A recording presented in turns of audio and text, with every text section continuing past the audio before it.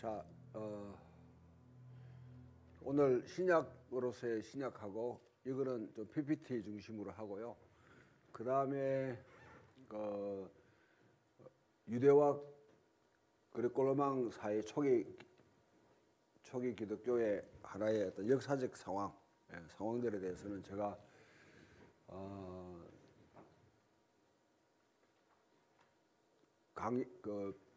칠판으로 하겠습니다. PPT를 하니까 내용이 너무 많아서 소화하기 힘들고. 자, 일단 우리 이영진 목사님 기도 한번 해주시죠. 하나님 아버지 감사합니다. 하나님께서 저희들의 삶과 또한 주에 맡겨진 모든 사명들을 은혜 가운데 잘 감당하게 하셨다가 오늘 이렇게 함께 모여 하나님의 말씀을 함께 공부하게 하시니 감사합니다. 오늘도 하나님께서 저희들에게 함께 하시고 지혜를 주셔서 하나님의 말씀들 잘 깨닫게 하시고 잘 배우게 하셔서 또한 우리의 삶으로 나타낼 뿐 아니라 우리의 믿음의 가족들에게 잘 전할 수 있는 은혜가 있는 귀한 시간 되도록 인도하여 주시옵소서. 강의하시는 교수님에게 목사님에게 함께하여 주시고 하나님 붙들어 주셔서 전하시는 그 귀한 말씀이 또한 학문이 모두에게 잘 전달될 수 있는 귀한 시간이 되도록 역사하여 주시옵소서. 감사드리며 예수님의 이름으로 기도드립니다. 아멘. 지난주에 그 신약은 일단 역사로 읽어야 된다 할 때 여러분들 그 비판적 실제론에 대해서 이야기 좀 기억하시죠? 항상 나는 전제를 갖고 있는 사람이고 역사적 실제들은 파악하는 건 항상 잠정적이다. 그럼에도 불구하고 어느 정도 확실하게 말할 수 있다. 지금 우리가 갖고 있는 자료들 가지고 여러 맥락을 보거나 또 새로 발견하는 그런 자료들을 우리가 볼 때에 그냥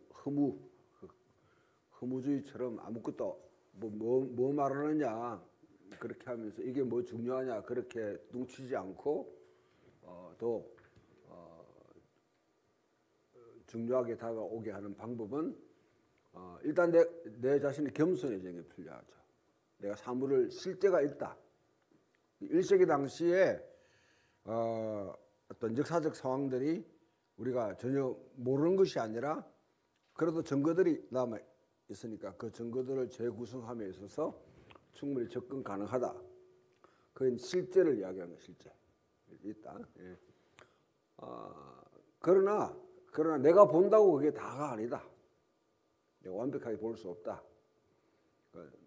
그걸 인정하는 것이죠. 그러면 계속 오픈 시켜놓고 앞으로 계속 발전될 수 있다. 발전될 수 있다. 그는 모든 사람에게 다 해당됩니다.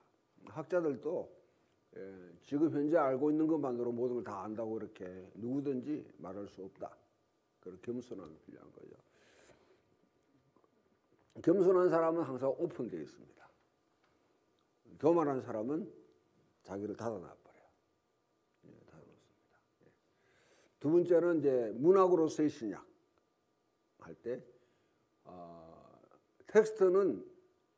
텍스트를 접근하는 방식이 텍스트와 그 다음에 독자와 저자가 있다.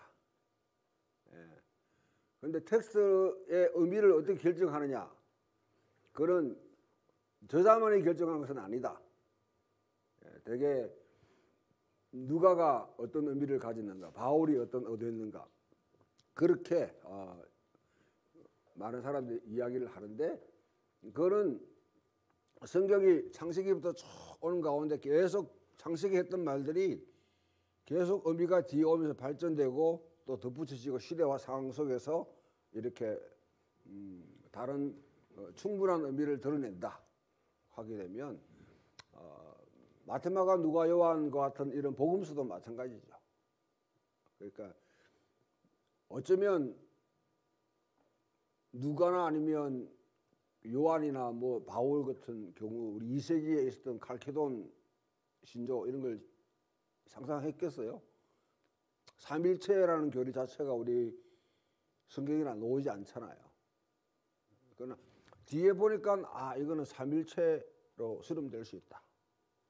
그렇게 발전되었듯이 그 저자의 의도만 파악하는 것은 하려고 하는 것은 그 하나의 오류를 범할 수 있다. 그래서 인텐셔널 팔러시에서 그 저자의 그렇게 이제 표명하는데 그렇다고 저자가 전혀 뭐 저자 니는 그냥 관계 없으니까 그냥 이렇게 그래서 관여하지 말라 그렇게 해서도 안 되겠죠. 소위 말하면 저자의 죽음이라는 아주 중요한 개념이 있는데요. 독자가 모든 것을 다 결정한다. 읽는 사람이 그렇게 되면 해석이 이제 뭡니까? 해석이 완전히 백화점 형식으로 난무한단 말이죠. 어떤 중구점이 있어야 돼. 그게 역사라는 하나의 기점이 중요합니다. 그 텍스트는 우리가 텍스트 외에 아무것도 없다 그런 식으로 접근하는 게 나쁠 수도 있지만은 또 한편으로 텍스트를 읽어가는 사람들이 해석해 놓은 것들, 역사 가운데 해석해 놓은 것들 이걸 무조건 다 받아들일 수는 없다는 거죠. 그 가운데 오류가 있을 수 있으니까 그런 것들은 해체를 할 필요가 있다. 여러분들이 이거죠. 특히 톰 라이트가 이제 계속 강조하는 것이 개혁주의 교회 좋다. 그것을 개혁주의가 16세기 개혁주의의 전통에 대해서 톰 라이트가 결코 반대하지 않아요. 근데 지금 대부분 이제 이 강단에 선 사람의 신학 놓은 사람들이 특히 보수주의, 개혁주의라는 사람들이 솔직히 말해서 개혁주의 전통을 우선시하는지 성경을 우선시하는지 어떤 중요한 사안들이 딱 뭐 가령 여러분 이렇게 뭐 요셉의 신성 인성에 대해서는 우리가 뭐 왈가불가하지 않지만은 뭐 아주 애매모호하고 아주 굉장히 까탈스러운 그런 개념들 예정이라든지 그 다음에 흔히 이제 이신칭의 이론 나올 때 전성을 우선시하는지 아니면 전통 성경을 우선시하는지 어떤 것 같아요? 김태희 목사님 솔직히 말씀드려보세요.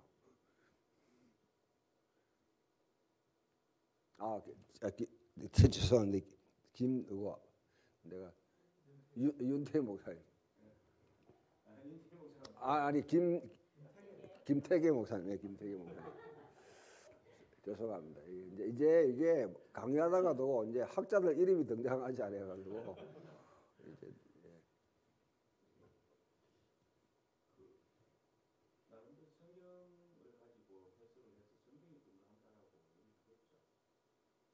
예. 그렇게 하겠죠. 하지만 솔직히 이야기해봐요.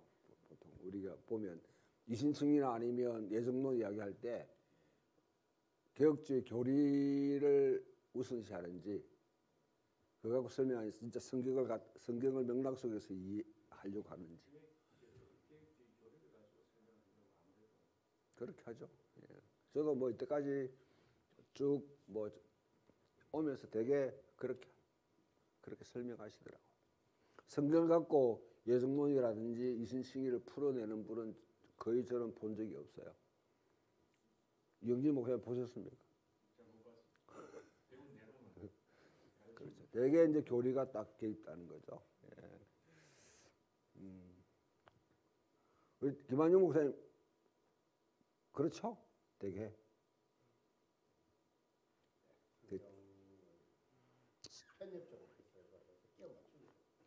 성경을 갖고 풀고 그 다음에 교리로 이렇게 완성시키면 좋은데 되게 교리적인 그 바운다리를 넘어서기 힘들어요. 교리는 우리가 살아가는 교리는 16세기, 17세기 종교교육 때 형성된 것이고 지금 우리가 가장 권위 있는 것으로 받아들인 것은 성경이죠. 성경.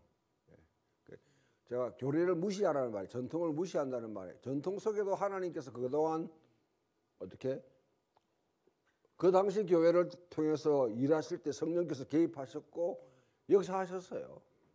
그것을 무시할 수 없죠. 그러나 가장 우리가 권위 있게 받아들이는 문서는 성경이다 말이죠. 성경에 먼저 성경 속에서 먼저 답을 구하려고 하고 그 다음에 뒤에 뭐냐면 해석되어 온 역사 가운데서 잘못된 해석도 있고 옳은 해석도 있을 거 아니에요. 중세시대의 해석을 우리가 옳게 받아들일 수 없는 거 아닙니까? 그런 것에 반해서 옳다고 했던 해석들을 참조하는 거죠. 참조해서 결정해 나갈 수 있는 그런 지혜가 필요하다는 것이고요. 되게 이렇게 해놓으면 또 뭐 교리를 무시한다는 등 뭐 이렇게 딱 잘라서 이야기하는데 그거는 맥락을 잘 파악하지 못하는 경우인 거예요. 그다음 세 번째 오늘은 신학이 필요하다. 우리가 이제 문학과 역사와 문학과 신학이 필요하다 했을 때 그럼 신학은 왜 중요하냐? 신학은 결국 하나님이 누구이신가? 여기에 이제 우리 윤태희 목사님 맨 처음에 이 강의를 할 수 있도록 이렇게 불을 붙였던 세계관 문제가 등장하는 거죠. 세계관 문제가. 신학은 세계관을 이야기하는 거예요. 예수님 유대인들의 세계관이 무엇이고 헬라인들의 세계관이 무엇인데 그에 비해서 예수님의 세계관은 무엇이었고 초기 기독교가 예수님의 십자가 죽음과 부활을 경험하고 난 뒤에 초기 기독교의 세계관은 무엇인가? 그럼 우리들의 세계관은 무엇이어야 하는가? 세계관은 하나의 창입니다. 창. 만물을 보는 세상을 보는 창이다 말이죠. 그 창이 제가 이 안경이 이래 있는데 안경이 지금 이제 대개 이제 연세 드신 분들 이제 돋보기 끼시죠. 네, 여기에 빨간 거 칠해놓으면 세상이 빨갛게 보여요. 여기 파랗게 칠해놓으면 파랗게 보입니다. 그죠? 이 창이 뭐냐면 가라가는 이게 제대로 볼 수 있도록 해줘야 되는 것이죠. 이게 왜곡돼 버리면 세상을 보는 눈도 왜곡된다 말이죠.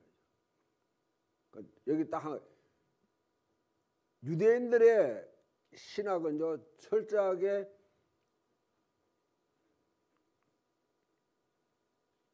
이론놀이입니다. 하늘과 땅을 지으신 하나님은 한 분이시고 하늘도 선하고 땅도 선하다. 본래는 그 땅이 타락을 했을 뿐이에요. 부패했을 뿐입니다. 그런데 헬라 세계관은 딱 이혼론이에요. 하늘은 이제 신들의 영역이죠. 그것은 영구적이고 그것은 거기에는 오류가 없는 것이죠. 그런데 비해서 땅은 이거는 땅을 말하는 육체는 뭡니까? 이건 오염됐고 타락돼 있고 이거는 없을 것이다. 인간은 영원한 것은 신들의 영역을 추구해야 된다. 영혼을 추구해야 된다. 그래서 이분법으로 간단 말이죠. 이분법. 자, 그럼 여러분 생각 속에 세 번째로 예수님은 어떤 생각까지 였는가? 예수님을 유대인의 시각으로 보는 것만 가지고도 사실은 뭔가 문제가 있을 수 있는데 가난한 헬라인들의 시각, 이원론적인 입장에서 보게 되면 예수님을 왜곡할 수밖에 없어요. 그러니까 그렇게 놓은 대표적인 여러분 신학이 뭡니까? 예수님을 왜곡해 보는 신학이 육신은 이거는 뭐냐 별로 중요하지 않고 영원한 것, 신적인 것, 소위 말하면 영적인 것 이런 거 중요하다고 생각하는 사람들. 그럼 너무 궁극적으로 뭐가 발전합니까? 영지주의가 나오는 거죠. 영지주의라는 게 나오는 거죠. 네, 죄송합니다만 이렇게 제가 말하면 좀 과장될 수도 있지만은 한국 교회 강단에서 선포되는 메시지 가운데 거의 80% 이상은 저는 영지주의적이라고 생각해요. 땅에 있는 것보다는 하늘에 있는 것, 영원한 것. 그래서 영적이라는 말을 너무너무 많이 사용하잖아요. 실질적으로 여러분 성경에 영적이라는 단어는 5번밖에 안 나옵니다. 한글로 여러분 검색해 보세요. 그 가운데 중요한 뭐 로마서 12장 1절에 나오는 이런 너희들을 영적 예배이다. 이거는 아예 그냥 번역이 잘못된 거고요. 그거는 타당한 예배다.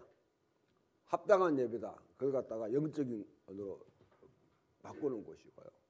그러면 다섯 분도 안 돼. 실제로 성경에. 그 바울의 서신에 보면 영적인 몸, 육적인 몸, 그 다음에 그 혼의 몸이죠. 푸스코티스니까. 이거는 사실 이것도 뭐냐면 바울이 말해 영원하게 육신과 분리된 우리 몸을 이야기하는 것이 아니라 성령의 통제받는 몸을 이야기할 때 영적인 몸 이렇게 하는데 그렇게 뿌리면 진짜 영적이라는 표현을 한 거는 한 두세 가지밖에 안 돼요. 거의 없을 수도 있어요. 근데 우리는 너무너무 많이 사용하잖아요. 너무너무. 그러면서 그러면 막 영적이라면 뭐 사람들이 막 대단한 것처럼 얘기하는데 대다수가 다 사실은 가연설 아니면 영지주의적인 경향을 가진다. 헬라 시각으로 일단 저 보세요. 예수님은 철저하게 팔레스타인에 태어났고 팔레스타인에 자랐습니다. 유대의 전성을 이어받았고 유대의 전성을 발전시키고 어쩌면 예수님은 유대의 그런 모든 역사와 소망과 그 전통이 자신의 삶을 통해서 결정적인 절정에 맞이할 것이다. 그렇게 이해했던 분이에요. 이 복음이 유대에 형성된 이 복음이 그 다음에 그리고 로마 사회로 나가면서 어떻게 그 문화적인 상황 속에서 일단은 틀에 맞잖아요. 이론론하고 이혼론하고 이게 틀이 안 맞잖아요. 그때 어떻게 표현하느냐, 표현의 방식이 달라진 것을 가지고 이 소위 말하면 트랜슬레이션이라고 하는데 번역을 하는데 이걸 갖다가 표현한 것을 가지고 그걸 갖다가 마치 진짜 오리지널처럼 원래의 것을 가지고 쉽게 말하면 여러분 한국의 여러분들 가운데 북엇국 끓이가 끓는 거 그다음에 한 입 딱 뜨고 뭐라고 하세요? 시원하다 그러죠. 미국에 가가지고요. 미국 사람 앞에서 이거 먹고 시원하다. 우리 이렇게 합니까? it's cool 이렇게 합니까? 아니죠. 그죠?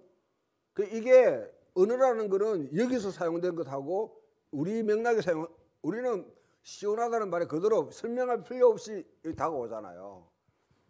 가장 유학하면서 이런 이제 에피소드들이 많아요. 근데 미국 사람한테는 내가 시원하다.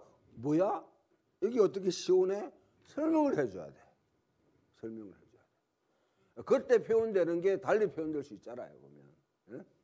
그걸 갖다가 마치 진짜 어떤 북엇국이 성격을 이야기한 것처럼 해서는 내 느낌이 이야기한 것처럼 해서는 오르라는 거죠. 그래 유대적인 복음이 어떻게 이방 그리고 로마 사회에 이렇게 퍼져나가면서 어떻게 뭐냐면 이렇게 표현됐는가 그것을 파악하는 게 중요한 거죠. 그러다 보면 그게 되게 이제 여러분 성경에 서해진 무대인 그리고 로마 사회에서 이제 이 복음서들이라든지 아니면 다른 서신서들이 서해질 때 그와 같은 표현으로 접근할 수밖에 없는 거죠. 그 사람들이 가지고 있는 인식 체제를 이용해서 진리를 설명해야 되니까. 그러니까 헬라적인 도구들을 사용할 수밖에 없는 거예요. 그걸 갖다 마치 본질처럼 생각해서는 그건 오류를 범할 수 있다.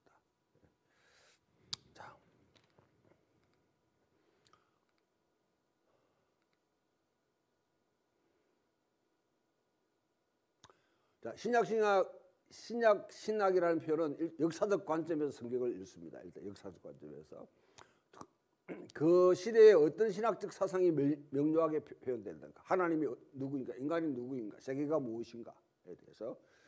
그 다음에 두 번째, 후속적으로 신약의 주요 신학적 강조점들은 일관된 진술을 도출한다는 거죠.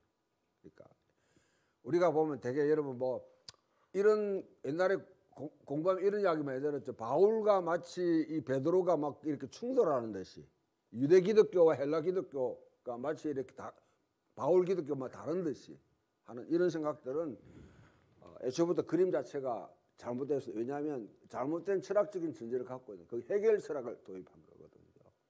해결 철학, 정반합이라는 그 도식이 여전히 지금 남아 있습니다. 세 번째, 이어지는 세대의 그 내용이 전달될 수 있도록 고안됐단 말이죠. 예수님은 책을 쓰지 않았어요. 예수님 시대의 사람들, 예수님을 경험했던 복음서 기자들이 썼을 때 물론 자기들이 살고 있는 현실을 위해서 쓰였지만 사실은 예수님 복음서 기자들이 이걸 들기 시작한 지는 예수님이 돌아가시고 난 뒤에 적어도 30년, 40년 뒤에입니다. 마가복음 같은 경우가 70년대에 써졌으니까. 바울 같은 거는 좀 이제 50년대에 써졌으면 적어도 20년 이상 차이 난단 말이죠. 그 이전까지는 사실은 기록에 남길 필요가 없었어요. 왜? 살아생생한 적인들이 있었기 때문에, 목격자들이 있었기 때문에. 그들이 뭐냐면 다니면서 다 예수님께 이렇게 말씀하셨다 이렇게 하셨기 때문에 기록할 필요를 느끼지 못했어요. 그런데 그 증인들이 한 명, 두 명 죽어간단 말이죠. 그때 마가 같은 사람은 이거는 베드로가 이제 죽고 난 뒤에 베드로의 유산을 남길 필요가 있다. 베드로가 선포했던 복음을 남길 필요가 있다.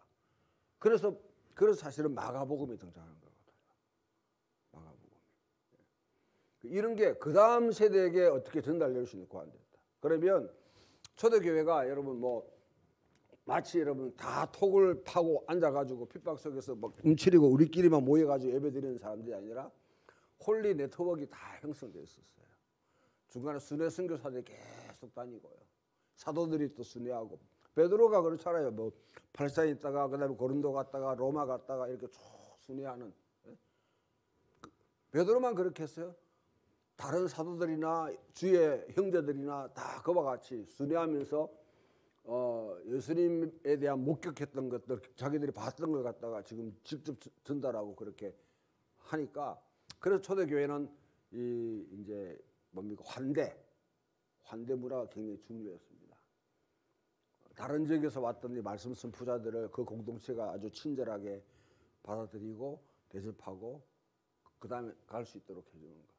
디다케라는 문에 이렇게 나와요. 어떤 분이 선지자가 왔는데 첫날은 황제처럼 대접해라.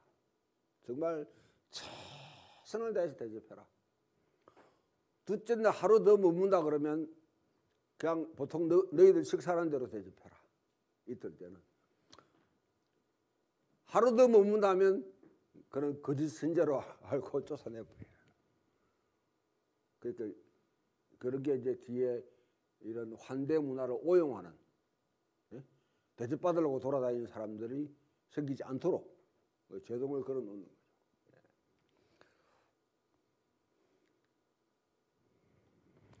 자, 역사 서술에 초점을 맞춰야 된다. 그럼 어디에 초점을 맞춰야 되는가? 하나님의 누가가 하나님에 대해 생각한 것입니다. 누가가 역사적으로 서술하려고 했을 때. 신학적 논의에 초점을 맞춰야 되는가? 역사적 서술에 초점을 맞춰야 되는가? 이런 측면. 우리가 볼 때 두 번째, 복음에 나타난 다양하게 평가 이런 설명들에 우리가 예수님을 언뜻 볼 때 예수님 자신이 신약을 할 수 있는 대상인지 아니면 전제가 되는지, 이거는 조금 복잡하니까 여러분 넘어가고요. 그 다음에 장르나 저자에 따라서 한 문구의 단위별로 작업을 해야 되는지, 아니면 성경 전체에 나타난 어떤 그런 신약적 주제를 추구해야 되는지, 아니면 기록된 순서대로 봐야 되는지, 신약을 볼 때 이런 마태복음부터 시작해 계시록까지 쭉 순서별로 봐야 되는 건지, 아니면 기록된 순서대로, 가장 먼저 기록된 거는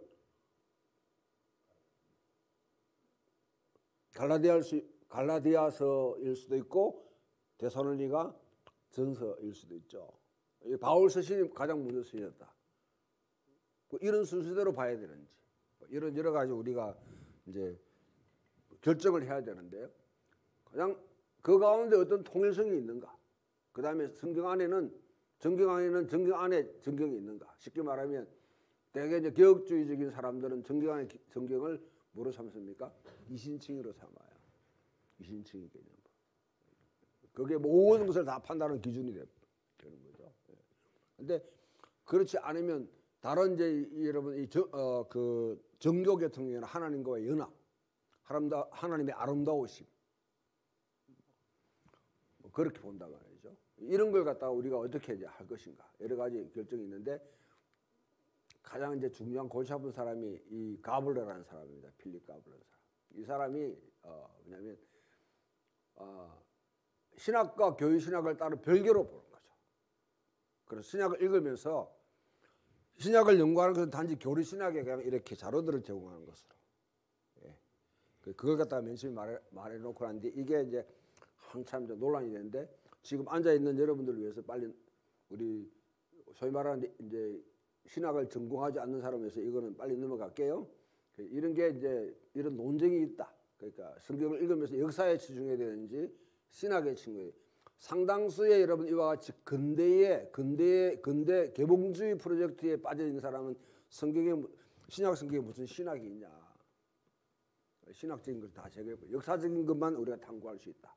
이렇게 봅니다. 그러나 신약을 하는데 반드시 여러분 우리가 합당한 이유들이 있습니다. 신약에서 신학을 갖다 알아야 돼. 첫째 되는 부분 같이 한번 읽어봅시다. 시작. 신약이 어떤 의미에서 권위적이라면 바로 이 권위는 그 권위가 담고 있는 신학에 놓여 있는 것으로 간주한다. 궁극적인 권위는 뭡니까? 그러면 창조주 하나님이죠. 창조주 하나님이죠. 반드시 우리가 이거는 절대로 포기해서는 안 됩니다. 하나님이 세상을 창조하셨다.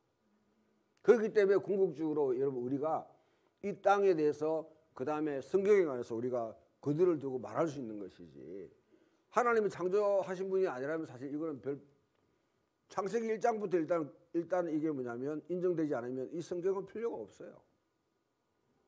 다른 윤리적인 여러분 그런 가르침이나 이런 거는 성경에만 있는 것이 아니라 온데 다 갖춰져 있습니다. 우리 동양에도 여러분 사사상경에 다 있잖아요. 우리 뭐 노로, 맹자, 그 다음에 뭐 또 노자, 장자 비롯해가지고 다 우리 한국에도 있고요. 각 인간이기 때문에 모든 나라와 문화마다 다 윤리적인 도덕적인 나름대로의 어떤 그런 체계가 다 있어요. 성경이 없어도 그 성경을 도덕적이나 윤리적인 여러분 어떤 그런 지침을 얻으려고 읽는 것은 그건 정말 어리석은 겁니다. 물론 그것도 필요하죠. 그러나 원칙적으로 뭡니까? 창조주 하나님이 이 땅에 살고 있는 우리에게 뭐라고 말씀하시는지 지금 어떻게 살아가라고 하는지 그것을 볼 수 있습니다. 그 다음에 창조주 하나님이 예수 그리스도 안에서 결정적인 계시를 하셨다. 자신을 계시하셨다. 말씀이 육신이 되어 우리 가운데 가시면 우리가 그 영광을 우리 아버지의 독생자의 영광이요 은혜와 진리가 충만하더라. 하나님께서 자신을 갖다 온전하게 충분하게 우리에게 필요한 것처럼 충분하게 계시하는 분은 바로 예수 그리스도이시다. 그럼 예수 그리스도가 모든 여러분 이 최종 권위를 갖고 있다면 그 예수님에 대해서 예수님이 표현되어 있는 이 성경은 신약 성경은 상당한 궁극적인 권위를 갖고 있는 것이죠.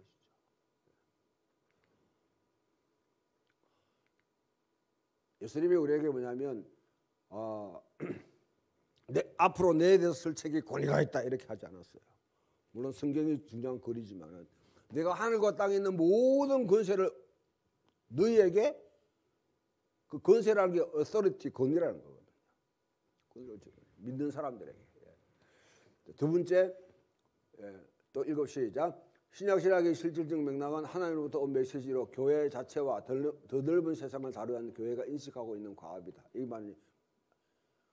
말이 우리가 신학을 갖다 읽는 실제로 이게 적용되는 것은 그냥 내 자신의 개인적인 어떤 그런 영혼의 구원, 내 개인의 구원, 내가 어떻게 예수 믿고 죽어서 천국 가느냐 이 문제를 다룬 것이 아니라 그걸 다룰 수도 있어요. 그러나 성경에 쓰여진 무대가 창조된 세계가 실패했을 때에 창조된 세계 가운데 하나님이 아담을 세우신 것은 창조 세계를 돌보라고 세우신 것이죠. 인간을. 그 인간의 본래 목적이 그거예요. 우리가 이 땅에 대한 청지기로서. 아담이 실패하니까 그 다음에 하나님 그 대안으로 누구를 세웁니까? 아브라함을 부르셔서 이스라엘을 세우셨다.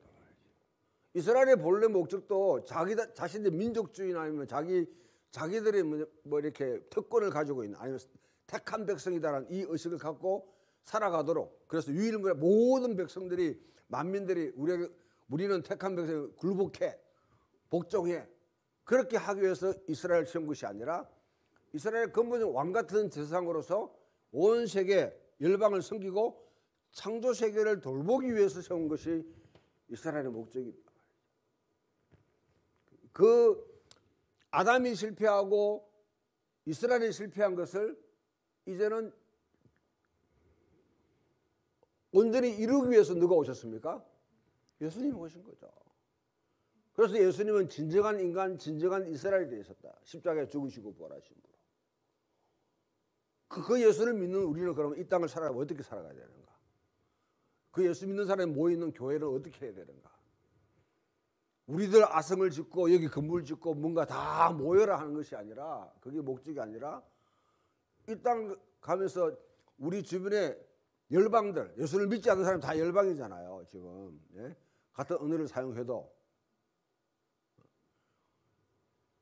그들을 향해서 그야말로 여러분 하나님이 진짜 창조주이시고 구속자이시고 역사의 주관자이시다. 그분은 또 심판주이시다. 그것을 진지하게 여러분 선포할 수 있어야 되고 전할 수 있어야 되고, 또한 여러분 교회를 우리 주변 들어서는 정치, 경제, 사회, 문화 모든 영역, 이거 하나님의 영역인데 사탄이 지금 찬탈해가지고 자기가 주권을 발휘하고 있다면 여기에 도전하고 그것을 정복시키고 하나님께 순복할 수 있도록 만드는 것이 우리의 소명이고, 여기서 끝나면 안 됩니다. 되게 그 인본주의를 인간 중심으로 끝나버리면 신학은 왜곡되게 돼 있어요.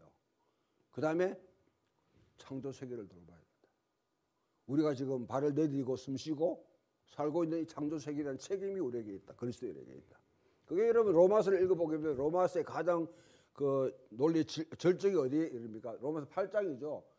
로마서 8장 가보면 결국 창조 세계에 대한 회복에 바울이 그렇게 웅장하게 강력하게 외쳤던 이유가 바로 그겁니다. 창조와 타락과 구속 그 다음에 회복에 있어서 새 창조와 연결돼. 새 창조. 우리는 새 창조를 지금 뭐냐면 참여하고 있는 거예요. 새 창조가 언제 시작되었습니까? 이 세상에 예수님 오심으로 시작됐다. 또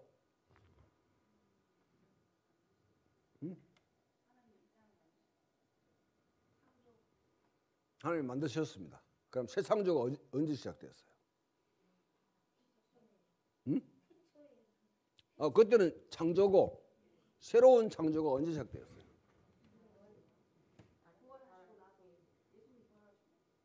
예, 제가 앞에 계속해서 여러분 이 요점을 놓치기 때문에 제가 하는데, 예수님 십자가에 죽으시고 부활하신 그게 새 창조입니다. 새 창조의 열. 제가 코로나 바이러스 예를 들면서 계속 말씀드렸잖아요. 새로운 전혀 다른 존재의 인간이 지금 등장했다. 그게 코로나 바이러스처럼 전염되기 시작했고, 그게 물이 바다를 덮은 것이 온 세계에 가득 찰 날을 갖다 지금 기대하고 있다. 부활은 근본적으로 새 창조를 이야기한다. 이제 이거는 놓치면 안 됩니다. 그럼 우리는 예수님의 부활과 아직 오지 않는 새 창조 사이에 살고 있잖아요. 그죠? 그 사이에 살고 있죠. 그럼 우리는 지금 새 창조에 참여하고 있는 사람이고, 새 창조를 위해서 부름받은 사람들이 그리스도인들이라는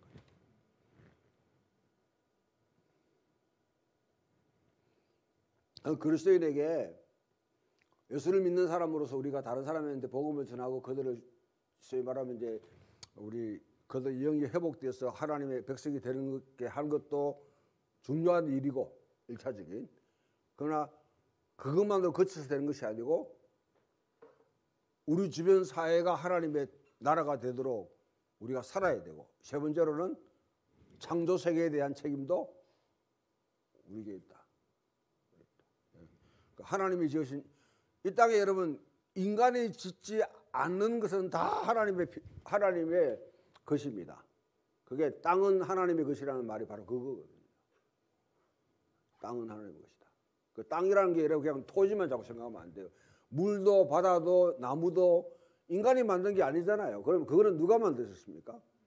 우리는 그리스도의 담대하게 하나님의 것이라고 이야기할 수 있어야 돼요. 그걸 갖다 황폐화시키고 그것을 갖다가 하나님의 의도한 창조의 원리대로 아닌 다른 방법으로 사용하는 것에 대해서 우리는 굉장히 뭐냐면 불쾌하게 생각해도 저항해야 되죠. 이런 감각이 없다고 그러면 내 영혼만 사랑하는 영지주의적인 신앙생활을 할 수 있다. 그렇게 진짜의 성경의 하나님을 알게 되면 우리 지평이 넓어지게 됩니다. 산 골짜기에 가보면 나무하고 골짜기하고 물하고 이거밖에 안 보이죠.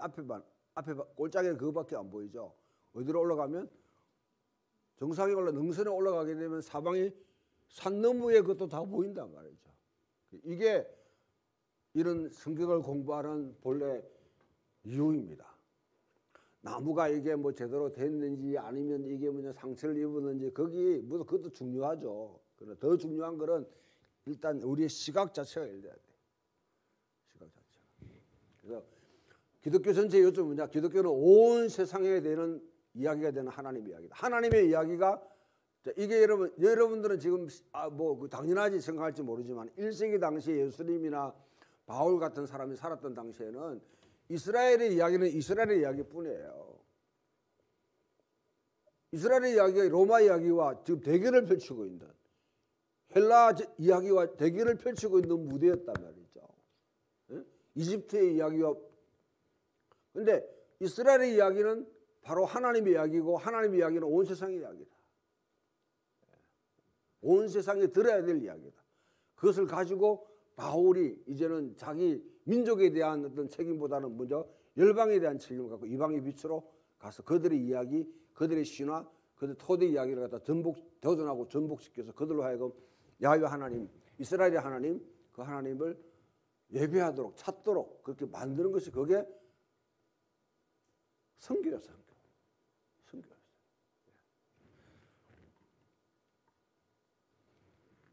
사사롭게 자기 사유화하는 게 공적인 진리라.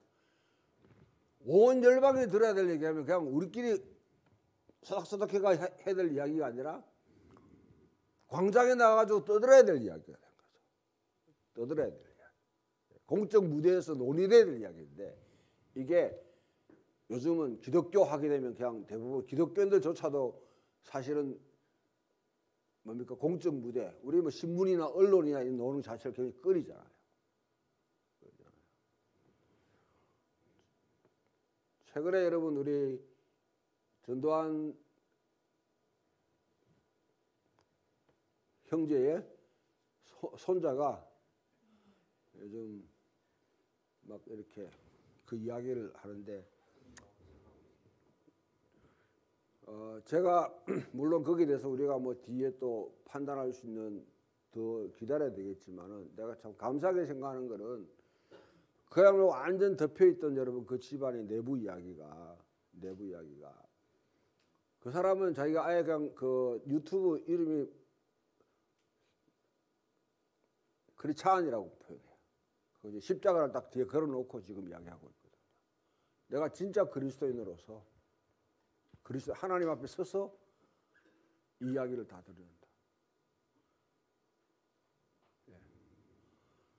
그게 난 참 감사하게 생각해요. 그렇지 않으면 완전히 서로 집안 망한다, 우리 집안 우서다란 말 많이 하잖아요. 보면 집안 우서대가 서로 뭐냐 우리 내부 검열을 통해 가지고 다 잠재워 왔던 그 이야기를 지금 뭐냐면 그리스도인으로서 자신이 하나님 앞에 서서 참 정직하게 우리가 얼마큼 잘못을 저지른 범죄 집단인지 참 그렇게 자기 집안의 내부를 드러내는 것. 그리스도인으로서 나는 보면 참 이 사람 얘가 참 이야기를 제가 뭐든가 오늘 한 시간 정도 쭉 오늘 했던 이야기를 쭉 들었는데요. 철저하게 그리스도인으로 자기가 고백하는 거예요. 자기 아버지는 짱퉁 그리스도인이고 자기 아버지가 믿는 그 기독교는 개독교고 그런데 따라가지 말라고 하는데 이 친구가 신학을 했는지 아니면 제대로 성경을 읽은 것 같아. 제대로 성경을 읽고. 근데 뭐 이거는 이제 여담입니다만은 그러니까 기독교는 내부적으로 뭐 우리끼리 이야기다. 우리끼리야. 예. 그 이야기가 아니라 공적인 무대에서 선포되고 인정되고 검증돼야 될 진리가 바로 기독교 진리다. 자, 밑에 우리 분홍색으로 된 거 한번 읽고 시작. 교회의 문은 이 진리를 알고 이 진리에 따라 살아가며 이 진리를 알게 만들고 온 세상에 거쳐서 작동되도록 오퍼레이션 되도록 하는 것이 교회가 해야 될 임무이다. 한국 교회는 우리 대부분 특히 한국 교회는 자기 아성사키에 그냥 여념 없잖아요. 지금도 목사들 만나면 걱정하는 게 교인수가 자꾸 떨어진다는 거예요. 교인수가 자꾸 떨어져. 그 말은 뭡니까? 우리들 지금 뭐냐면 이걸 어떻게 존속하느냐, 생존하느냐 여기에 지금 교회가 어떻게 지금 여기에 지금 급한 거지. 밖에 세상이 우리가 어떻게 지금 진짜 진리가 뭔지를 드러내는 이 일에는 관심이 없어요. 걱정거리는 그거예요 지금 다들. 어떻게 교회가 살아남느냐, 지금 무너지지 않느냐. 여기에만 급급한 거예요. 여러분 여기에 대해서 우리가 정말 정직하게 생각해야 돼요. 교회가 무너지다 진리가 드러나게 되면 오히려 그걸 감사해야 될 일이 아닌가요? 아닌가요? 예. 앞에 말했던 전두환 손자가 여러분 자기 집안 세우기 위해서 그렇게 한 거 아니잖아요. 내 집안이 무너지더라도 이 진리는 드러나야지 뭐냐면 지금 이 세계에 있는 암초처럼 붙들고 있는 이 악의 이 드러나자 범죄의 소굴이 드러나고 그게 역사적 교훈이 될 거다고 그렇게 보기 때문에 자기도 나는 감옥 가고 돼 있다. 응?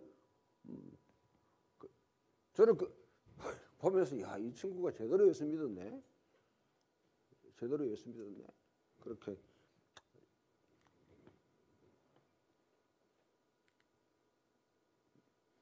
그래서 자, 그래 우리 신학을 하는 교회에 권위 있는 책으로 신약이 무엇에 대해서 이야기하고 있는지 그리고 하나님의 교회에 하나님의 이 드라마에 참여하도록 그래서 우리 행동을 갖다가 하나의 이제 지침을 제공하는 것이 바로 그것이 그렇게 하기 위해서는 신학으로 신약을 읽는 게 중요하다. 교회가 그러면 특징의 행동주의는 뭐냐? 교회가 드러내야 될 행동은 뭡니까? 하늘에서와 같이 땅에서도. 이 말은 하늘과 땅이 하나가 되는, 통일되는 거예요. 바울이 예수님이 하나님 나라를 가르치면서 우리에게 주셨던 하나의 중요한 서론인 주기도문의 핵심을 이루는 것이고요. 주기도문에. 그리고 바울이 에베소에서 하늘과 땅이 하나 되게 하라 합니다. 통일되게 하라 합니다. 하늘에 이루어진 하나의 뜻이 이 땅에 오롯이 이루어지도록 하는 것이 교회가 해야 될 가장 중요한 행동 지침입니다.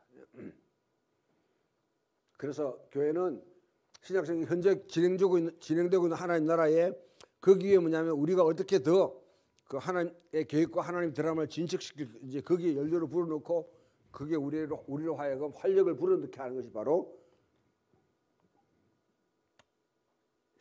신약을 신학으로 읽는 이유다.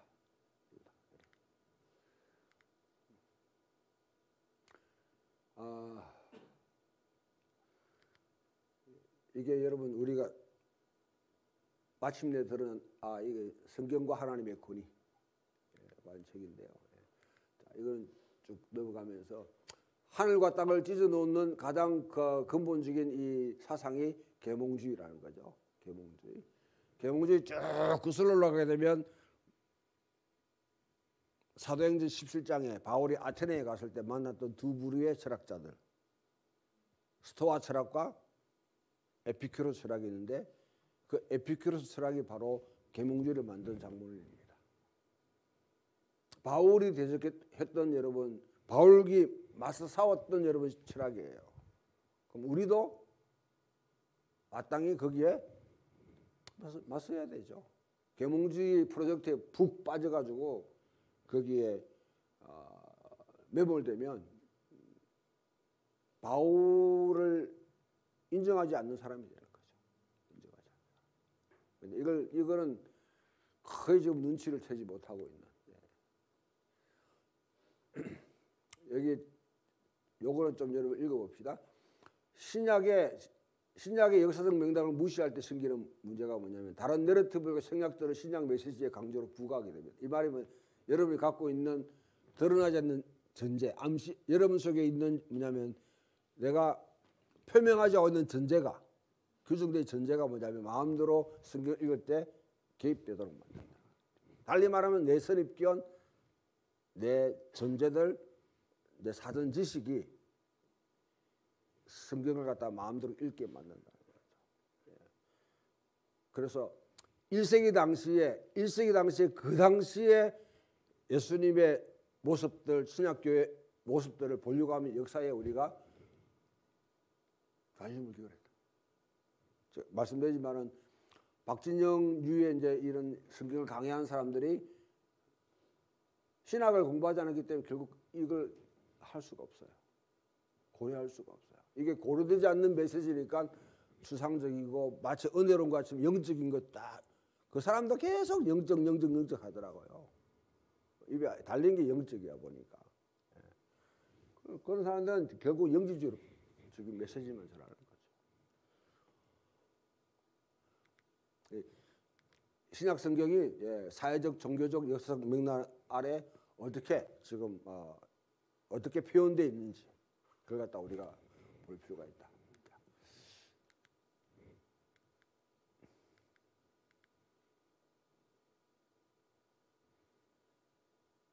이거는 신약 없이는 역사조차 할 수 없다. 역사에 대한 접근은 대부분 신약 자체를 통해서 이루어지기 때문에 신약 자체에는 전체 신학이 역사와 밀접하게 엮여 있기 때문에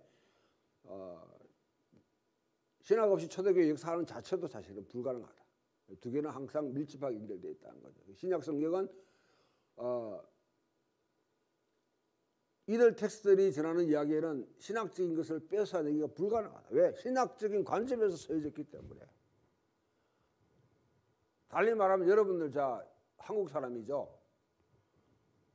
아닌가? 여러분들이 쓴 글에 한국적인 여러분 요소를 빼앗아낼 수 있어요? 없어요?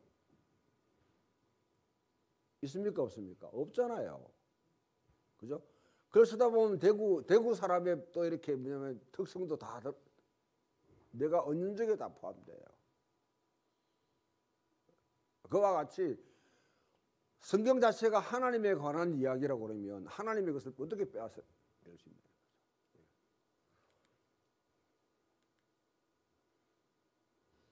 거죠? 초기 기독교에는 단일한 신학이 없다? 아니에요. 초대교회는 하나의 단일한 신학으로 간주하고 그것을 거룩한 대본, 그래서 성경이라고 하는 거죠. 제가 성경이라 했을 때 성경은 대본이라 그러거든요. 스크립트, 대본이다. 어떻게 지금 우리 살아가야 될지 성스러운 대본이다. 그것을 서기로 결정했는 것이죠.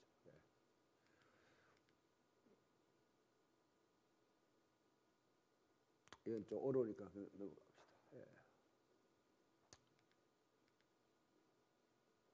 자, 두 번째, 신학 없이 역사를 수행하는 것. 아까는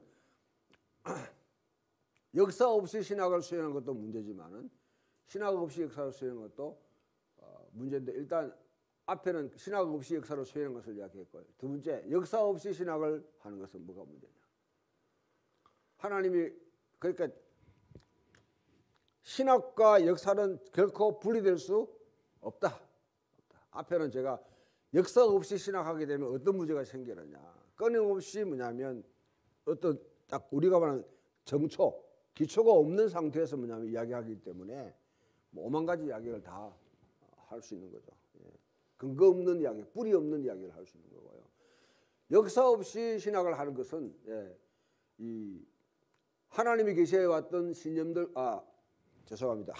신학이 없이 역사를 하는 것은 그와 같이 하나님의 초월적인 개입 자체를 갖다가 인정하지 않고 창조주 하나님을 개입하지 않고 현재 있는 모습은 현상만 보게 되니까 결국 오만 가지의 어떤 생각들이, 역사 없이 신학을 하는 것은 이거는 뭐냐면 뿌리 없는 신학을 하는 거예요. 토대 없는 신학. 우리가 바다에 여러분 아무리 큰 10만 톤짜리 배가 있다, 모든 배들은 다 닻이 있잖아요. 닻이 있죠? 닷 이렇게 그런 게 필요하다는 거죠.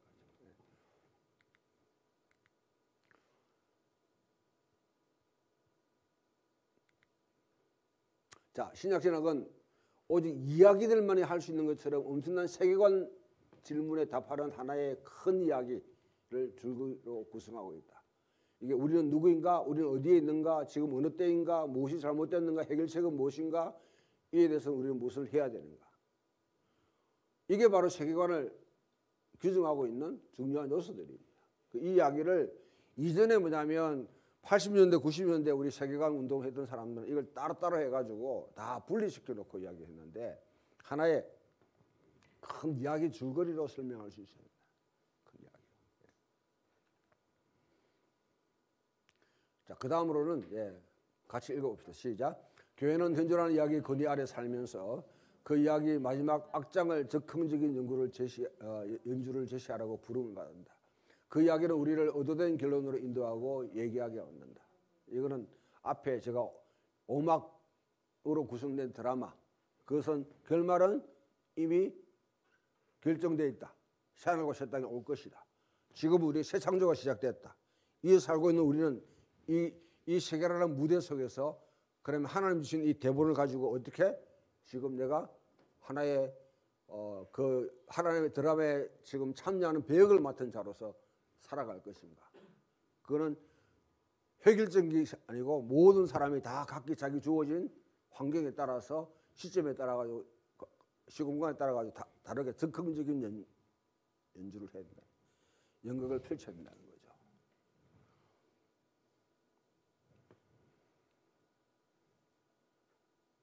되게 목회를 하다 보면 여러분도 아마 내 소명이 무엇인지 모르겠습니다 하고 묻는 분들 제법 있죠. 저한테도 상당히 많은 분들이 오는데 저는 내가 네 소명을 어떻게 하냐? 내가 네 소명을 어떻게 하냐? 네가 알아야 되지. 그래도 목사님은 알잖아. 오늘 저녁에도 골 때리는 사람도 오는데 내가 어떻게 답해야 될지 모르겠는데 네 소명을 네가 알지 내가 어떻게 하냐? 그걸 또 가르쳐 달래. 되게 그런 사람은 신학교 자꾸 가려고 해요. 내가 신학교 가는 사람 무조건 발립니다 요즘은. 가지 말라고 하는데 내가 어떤 이야기, 어떤 드라마에 지금 내게 주신 각 대본이 뭔지 아는 사람은 지가 이제 읽고 파악하고 내가 무엇을 해야 되는지 자기 스스로 깨달아야 돼요. 내가 참여하고 있는 이야기가 어떤 이야기냐. 지금 신자유주의로 대변되는 이 자본주의의 지금 이야기에 참여할 것인지 아니면 이슬람의 이야기에 참여할 것인지 사회주의의 이야기에 참여할 것인지 다른 뭐 중국에 있는 이 중국의 이야기에 참여할 것인지 아니면 여러분 하나님의 백성으로 하나님 우리에게 주신 이 하나님의 역사에 내가 참여할 것인지 자기가 결정을 해야 되는 거죠. 그 결정 안 되면 자기가 지금 받은 대우를 갖다가 소화할 수 없단 말이에요. 그렇기 때문에 지금 신약을 성경을 공부하는 이유가 여기 있습니다. 그러면 이제 대충 여러분 우리들도 다 우리 자신들의 소명이 뭔지 파악되겠죠. 그래서 저는 직업으로서 여러분 나는 목수로 평생 일했는데 하나님 정하셨다. 그거는 여러분 그거는 예정론 아닙니다. 그거는 예정론이에요. 그거는 결정론이에요. 결정론은 하나님께서 우리 운명을 갖다가 딱딱 재웠다면 우리는 꼭두가시에 불과한 거예요. 많은 사람들이 자기의 소명을 갖다가 꼭 마치 하나님이 나에게 프로그래밍을 딱 해놓은 것처럼 그리고 엔터 딱 쳐가지고 너 살아라. 그리고 하나님이 딱 치면 뭐냐면 그 다음에 내 생명 끝난다. 이렇게 생각하는 이거는 헬라적인 생각입니다. 헬라 세계의 운명의 신이 그와 같이 한 사람이 운명되고 이렇게 이제 위에 신들이 우리 한 명을 두고 이렇게 우리 새끼 꼰다 하잖아요. 보면 이렇게 꼬다가 짜다가 그냥 잘라버리면 그 사람 끝나는 거야. 그게 헬라 철학에 나오는 거예요. 헬라 신화에. 또 그와 같이 여러분 자기의 소명이나 자기 운명을 생각하는 분들이 많아요. 하나님이 그렇게 정해놨다 보면 이거는 운명론입니다. 운명론. 운명론에 빠진 사람들은 사주팔자 보면 돼요. MBTI도 열심히 하시고. MBTI는 여러분 MBTI도 똑같이 여러분 굿이 아니면 점으로 다 활용될 수 있습니다. MBTI는 다른 사람을 이해하도록 하는 툴이지. 너는 MBTI 뭐기 때문에 너는 뭐야 이렇게 하는 건 굉장히 무례한 행동이에요. 그 운명론이잖아요. MBTI도 뭡니까? 결국 통계 아닙니까? 통계. 많은 사람을 보니까 이런 성향이 있더라. 전부 다 통계예요. 그렇죠? 아닌가? 통계잖아요. 그죠? 타로도 그렇고. 예. 근데 그리스도인이 뭐냐면 아주 그냥 그런 방식으로 그냥 이게 뭐 어떤 그 계시처럼 신봉하는데 그건 다른 사람을 이해하도록. 그러나 인간은 항상 보편에 끌려가지 않습니다. 특이성이 있어요. 모든 사람들은 다 특이성이 있습니다. 그 특이성을 하나님은 존중하세요. 달리 말하면 여러분들 하나님은 우리 운명을 한 사람 한 사람이 뭐냐면 어떻게 살고 뭐 먹고 하는 것 자체 결정하지. 그러려면 우리 기계. 자유의지를 주셨다는 것은 하나님의 형상을 반영하는 자로서 우리 결정하며 살아가도록 하셨다는 거예요. 그러나 이 창조 세계에 대한 전체적인 드라마는 하나님이 이미 결론을 내셨다. 그거는 우리는 받아들인다. 그게 바로 예정론을 이야기해요. 예정론.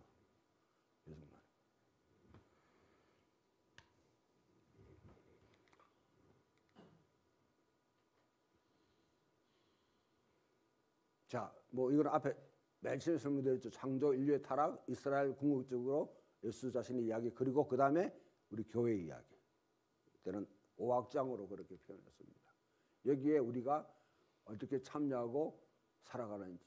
그래서 위에 노란 거 읽고 시작. 신약의 저자들은 하나님이 수행하시는 하늘에서와 같이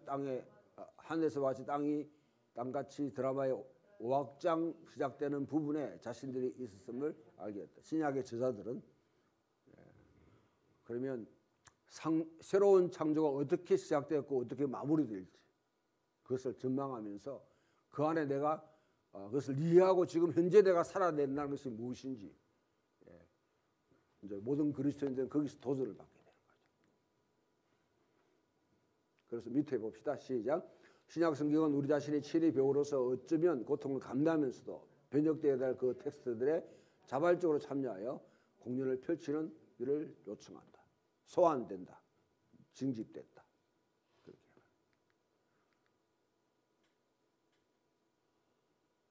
그래서 하나의 여러분 우리가 우리 드라마 배역을 맡은 사람들처럼 자꾸 TV만 보고 막 뭐 송혜교가 뭐 어떠니 이렇게 하지 마시고 내 자신이 지금 뭐냐면 하나님의 지금 드라마에 참여하고 지금 내 대본을 맡았다. 저는 배우들이 뭐 돈을 막 광고 넣고 이렇게 하니까 뭐 너무 돈 많이 받고 보니까 저거 뭐 소위 탤런트들이니까 맨 처음에는 이해를 못했는데 어떤 분이 이야기를 듣고 내가 충분히 공감되더라고요. 자기한테 오는 오퍼 다 받아들이지 않는데요. 자기가 이해되지 않고 자기가 참여하기 싫은 건 다 끊어버리고 안 받더라고요. 그리고 한 개의 대본을 갖고 그 역을 맡기 전에 거의 3개월 동안 칩거하면서 그 전체 대본이 뭔지 쫙 파악하고 그다음 이 작가의 생각이 무엇인지 그다음에 연출하는 연출가의 의도가 뭔지를 충분히 파악하고 난 뒤에 그리고 자기의 맡은 대본을 갖다가 쭉 소화해낸대요. 그게 연기를 잘하는 사람입니다. 그렇게 하지 않으면 뭐가 되냐면 유아인처럼 마약을 먹어야 돼요.